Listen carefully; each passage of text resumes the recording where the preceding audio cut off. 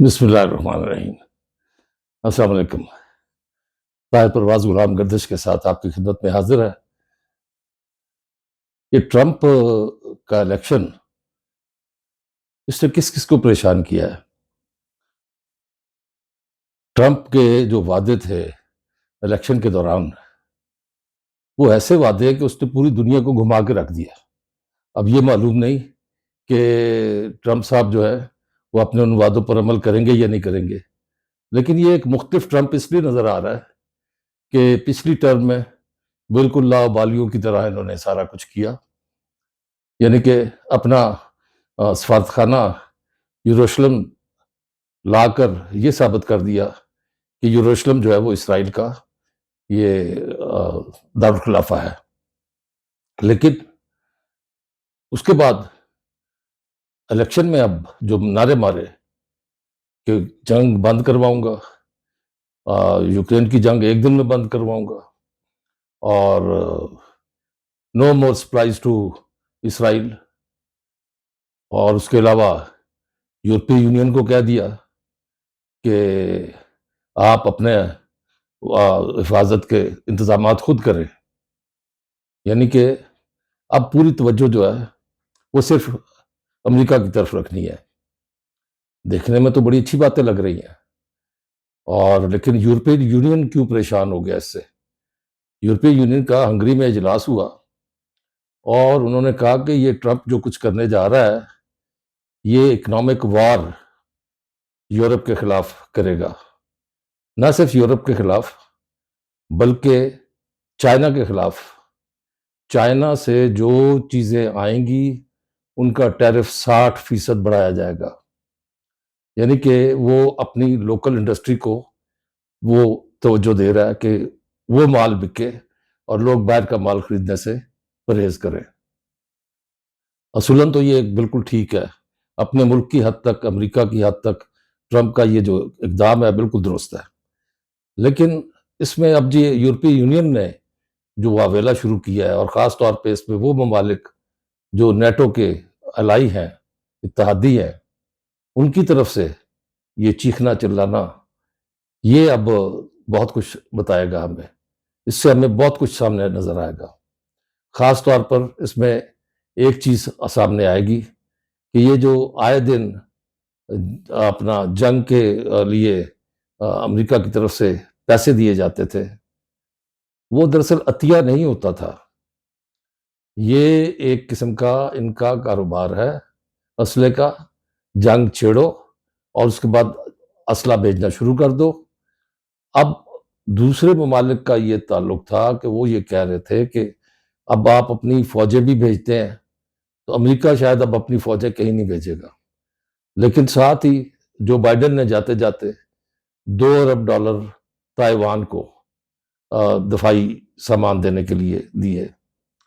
اب یہ تائیوان والا مسئلہ بالکل وہی ہے کہ چین مخالف، کیونکہ پاکستان ون چائنا پالیسی پر عمل درآمد کرتا ہے، اور اسی میں یہ تائیوان کا مسئلہ جو ہے پاکستان چین کے ساتھ کھڑا ہے، اور باقی چین کے الائی جو ہے وہ بھی اس کے ساتھ ہے، ان میں نارتھ کوریا ہے، اس میں روس ہے۔ لیکن ہم کہاں کھڑے ہیں اب اس وقت؟ یعنی کہ آج شاید ٹرمپ اور جو بائیڈن کی ملاقات ہونی ہے وائٹ ہاؤس میں، جس میں وہ اپنے سفارتی جو خارجہ امور کی پالیسی ہے اس کے بارے میں بتائیں گے کہ اس کو تسلسل کیوں دینا ہے۔ تو مجھے نہیں پتا کہ ڈونلڈ ٹرمپ جو ہے جس طرح نعرے اس نے لگائے اور مسلمانوں کے ووٹ بھی لیے اور عربوں کے ووٹ بھی لیے، خاص طور پر اسرائیل کے حوالے سے جو اپنا لہجہ رکھا، لیکن اس میں سب سے زیادہ ووٹ کس کو ملے؟ وہ کملا ہیرس کو ملے۔ کملا کو تو کملی کر دیا بائیڈن نے، اب بائیڈن نے آگے لا کر مزید کملی کر دیا اس کو ٹرمپ کی جیت نے۔ اور ٹرمپ کی جیت کتنی نمایاں ہے یہ دیکھیں آپ کہ 226 کملا ہیرس کو ووٹ پڑتے ہیں اور ٹرمپ 312، یعنی کہ امریکہ کی تاریخ میں شاید اتنی واضح برتری کے ساتھ کوئی شخص صدر کے عہدے تک نہیں پہنچا۔ اور ٹرمپ کے لیے اب دنیا پریشان ہو رہی ہے کہ ٹرمپ نے جو حکمت عملی اپنانی ہے خاص طور پر معیشت کے حوالے سے، وہ بڑی خوفناک ہوگی۔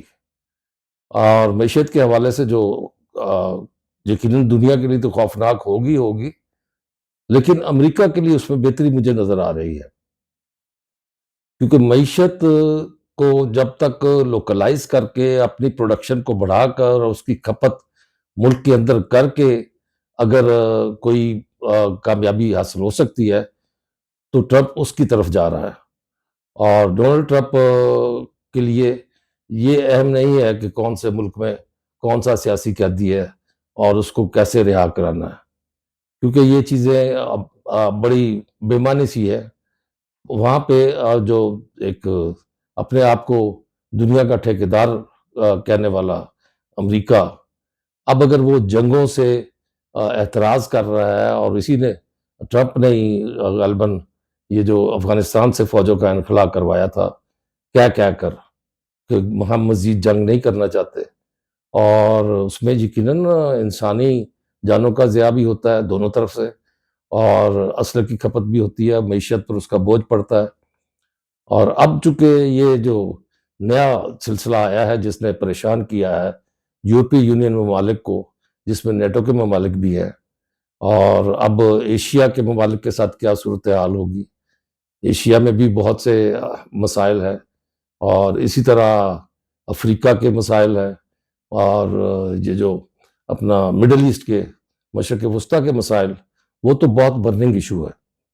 اور خاص طور پر یوکرین کا جو حوالہ دیا جا رہا ہے، اب یوکرین کی صورتحال یہ ہے کہ یوکرین میں اس وقت انہیں لانگ رینج میزائل کی ضرورت ہے، اور زیلنسکی جو ہے وہ گھومتا پھر رہا ہے سب جگہ، یورپی یونین میں بھی گیا کہ مجھے لانگ رینج میزائل چاہیے۔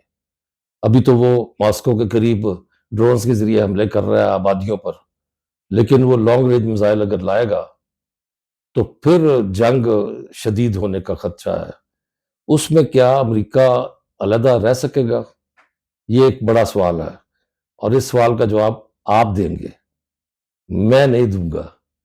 میں نے آپ سے جو گزارش کی ہے، اب آپ تبصرے میں لکھیں گے کہ کیا بڑی جنگ کی صورت میں امریکہ کسی طرف سے جنگ میں کودے گا؟ کیا امریکہ ٹرمپ کے اس عہد میں جنگوں سے اعتراض کرے گا؟ کیا امریکہ دنیا میں جنگوں کے پھیلاؤ کے لیے اسلحے کی فروخت جاری رکھے گا؟ یہ بہت سے سوال ہیں، اور کیونکہ اب صورتحال واضح ہوتی نظر آ رہی ہے کہ اکنامک ایجنڈا جو امریکہ کا ہے، جو ٹرمپ کا ہے، وہ بائیڈن سے انتہائی مختلف ہوگا۔ اور اس میں دیکھا جانا چاہیے ایک چیز جو بہت اہم ہے کہ اتنا بڑا اعلان کیا ڈونلڈ ٹرمپ نے کہ میں اگر اقتدار میں آ گیا تو میں یہاں سے جو غیر قانونی مائیگرنٹ ہیں ان کو میں نکال دوں گا، اور اس کے لیے لاکھوں کی تعداد میں جو ڈاکومنٹڈ نہیں ہیں، جن کے پاس باقاعدہ اجازت نہیں ہے امریکہ میں رہنے کی، انہیں ان کے ملکوں میں بھیجنے کے لیے بھی وسائل چاہیے۔